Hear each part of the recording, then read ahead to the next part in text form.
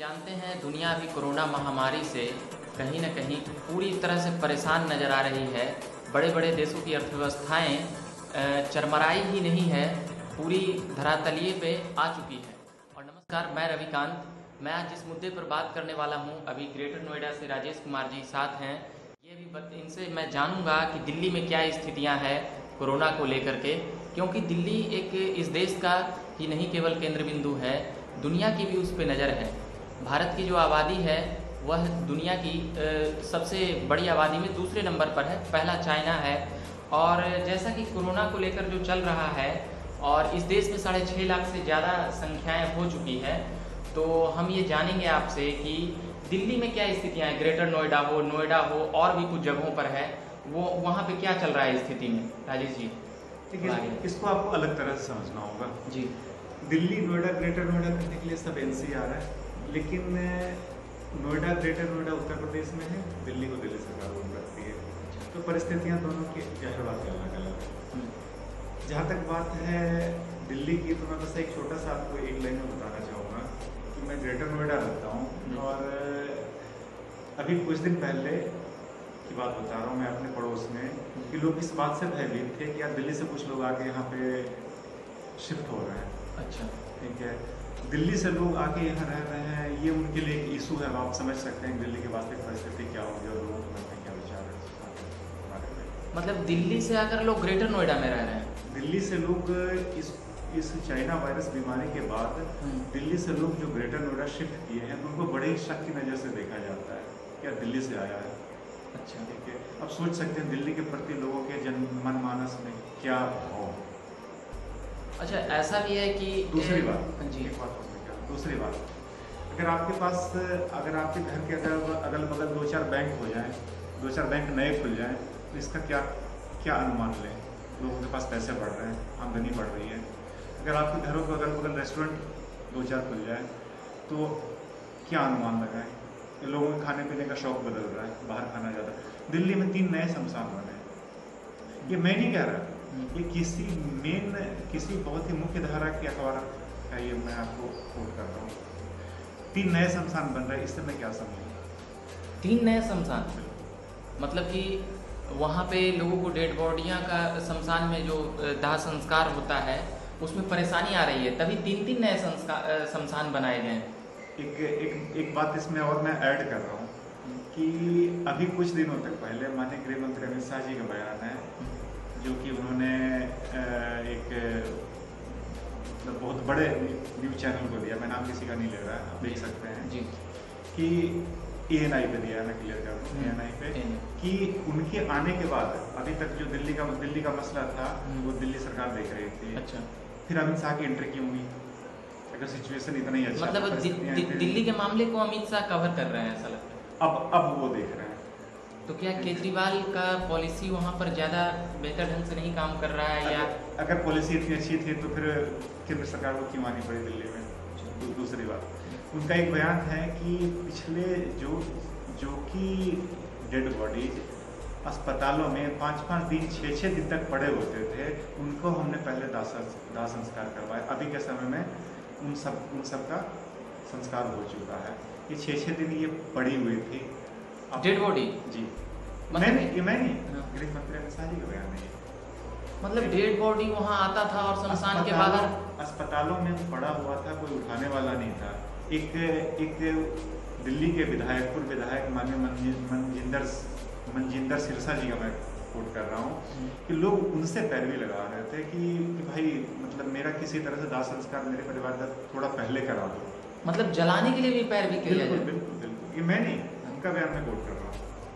ये दिल्ली की स्थितियाँ हैं कि लोग इलाज के लिए पैरवी लगाते हैं, वहाँ दाह संस्कार यानी कि मर जाने के बाद उसको जलाने के लिए लोग पैरवी कर रहे हैं। यानी कि समझ सकते हैं कि दुनिया में क्या स्थितियाँ होगी कि, और एक देश है जहाँ पर डेड बॉडी ऐसे ही पड़ा हुआ है और कई देशों का। बिल्कुल। अच्छा, और एक दो बात हो कि आप जनमानस को एक बीमारी से एक खतरा है, लेकिन जनमानस को अगर एक सरकार एक क्लियर संदेश देती है तो उसका एक अलग फर्क होता है। कभी दिल्ली के मुख्यमंत्री जी कहते हैं कि हमारे पास जी इतने 30,000 बेड हैं, पता नहीं कितने बेड हैं, कि कोई दिक्कत नहीं है। कभी कहते हैं जी नहीं अब घर में क्वारंटाइन करो, फिर होता है कि नहीं नहीं अब आप आ जाओ। कभी दिल्ली वाले आएंगे, केवल दिल्ली वालों का इलाज होगा, फिर नहीं जी बाहर वालों का ये करना है। ये एक क्लियर कन्फ्यूजन शुरू करता है। मतलब वहाँ पे एक संदेह का घेरा, मतलब जैसे कि बिहारी है, हाँ। दिल्ली वाला है, तो उसमें भी फर्क किया जाता है क्या? दिल्ली सरकार का बयान है कि दिल्ली से बाहर वालों का इलाज दिल्ली में नहीं होना चाहिए। ठीक है, ये क्या संदेश आप दे रहे हैं? दिल्ली क्या जनता त्रस्त है, जनता को इलाज चाहिए। हम्म। जनता को कोटेशन सुनने के लिए नहीं बैठी है, जनता को इलाज चाहिए। ठीक है, दिल्ली माननीय अमित शाह जी कौन से दिल्ली के हैं? वो दिल्ली के हैं। सुब्रमण्यम जयशंकर कौन से दिल्ली के हैं? निर्मला सीतारमण जी वित्त मंत्री वो कौन से दिल्ली की हैं? ठीक है, आप कौन से दिल्ली के? आप भी तो हरियाणा से आए। तो उनका कहना है कि दिल्ली वालों का इलाज यहाँ होगा और बाकी का क्या? हाँ, उनका कहना है कि दिल्ली अस्पताल में केवल दिल्ली वालों का इलाज होगा। अच्छा। ठीक है। अच्छा एक बार मैं मजे की बात बता दूं चुटकुला। जब किसी के पास कागज नहीं है तब कैसे पहचानेंगे कौन दिल्ली वाला है कौन दिल्ली वाला नहीं है? अभी तो कागज दिखाने को तैयार नहीं था। अच्छा। और आज आप कह रहे हैं कि दिल्ली वाले, कैसे आप पहचानेंगे? कैसे पहचानेंगे? शायद अब जो बिहार के लोग वहाँ गए हैं, जो यूपी के लोग, जो अदर स्टेट से आए हैं, तो उनका वोटर आई कार्ड बन चुका है, तो वो भी तो अब दिल्ली वाले ही कहलाएंगे। दिल्ली वाले ही। वहाँ का आधार कार्ड, बजाय इसके कि अगर दिल्ली के कुछ लोग हैं जो मुंबई में रह रहे हैं, हर देश के विभिन्न हिस्सों के लोग विभिन्न हिस्सों में रह रहे हैं। बजाय इसके कि हम इस बात को कि इसका इलाज होगा उसका इलाज नहीं होगा, बजाय इससे कि हम हमारे से लड़ें, अपनी राजनीति चमकाने हो जाए। तो क्या अरविंद केजरीवाल जो दावा किया करते थे कि हमने इतना हॉस्पिटल खुलाया है, यहाँ पे नियंत्रण है कोरोना महामारी, तो उसको लेकर मतलब कि वो उतना सक्सेस नहीं हो पाए जितनी बातों में कहा। भारत में दिल्ली में नंबर ऑफ केसेस टॉप या तो टॉप होंगे या फिर टॉप 2 में होंगे। अच्छा। दिल्ली या तो पहले पोजीशन या दूसरे पोजीशन में। जब आपकी व्यवस्था इतनी सारी थी तो फिर ये कैसे हो गया? बेंगलुरु करीब 1 करोड़ के आसपास पॉपुलेशन है। बेंगलुरु में अभी भी 100 या 200 कुछ एक विद इन 500 केसेस हैं। ठीक है, अब बताएं व्यवस्था इनकी अच्छा है उनकी अच्छी है?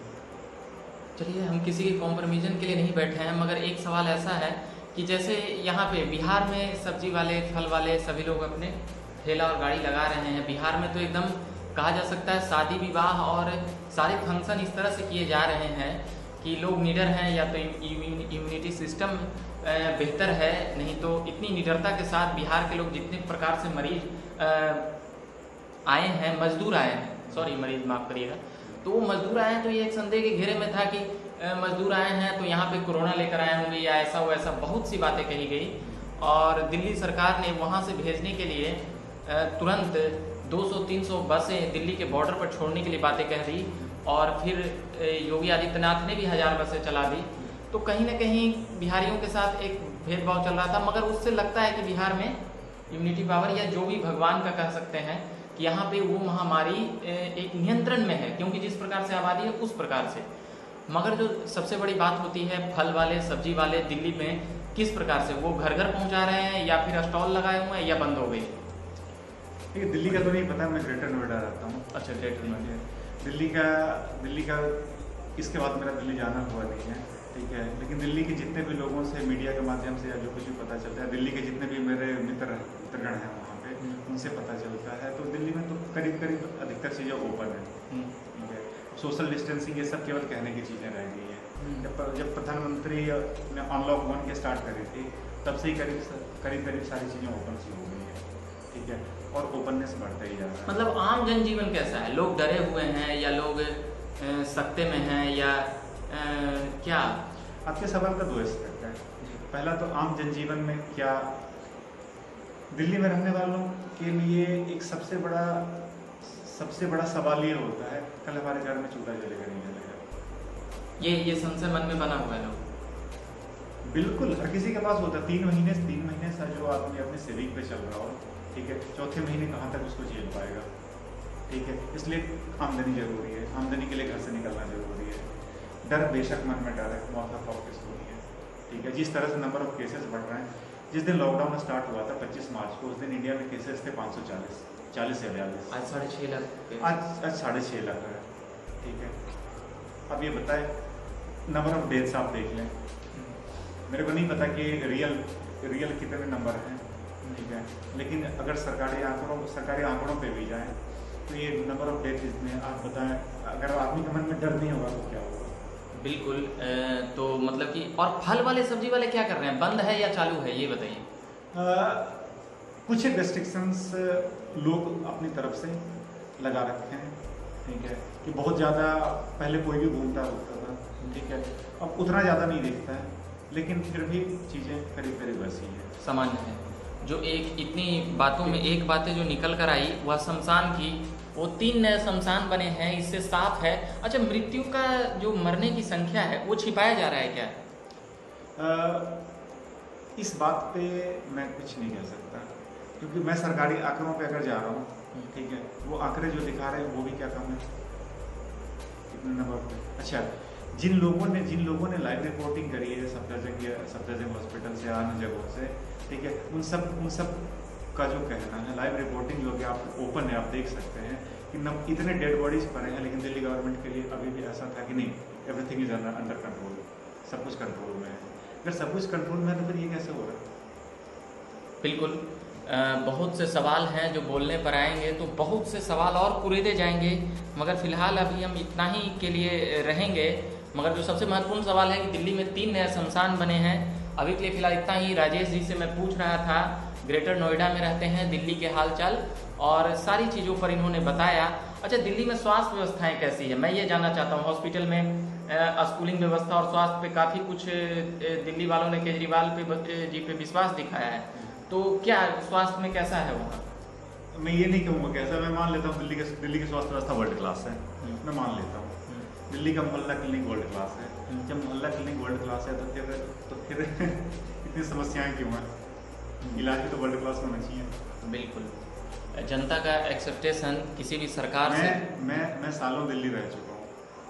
कितने सालों से रह रहे हैं? मैं दिल्ली करीब 7 साल रहा हूँ। चलिए, मैं और भी बातें करूँगा, अभी के लिए फ़िलहाल इतना ही। झकास भारत से मैं रविकांत राजेश जी के साथ थे। अभी मैं हूँ लखीसराय के घोसैठ गांव में। तो झकास वाला चैनल को आप लोगों ने सब्सक्राइब नहीं किया तो सब्सक्राइब कर लीजिए, फेसबुक पेज को लाइक नहीं किया तो लाइक कर लीजिए। और अभी के लिए फ़िलहाल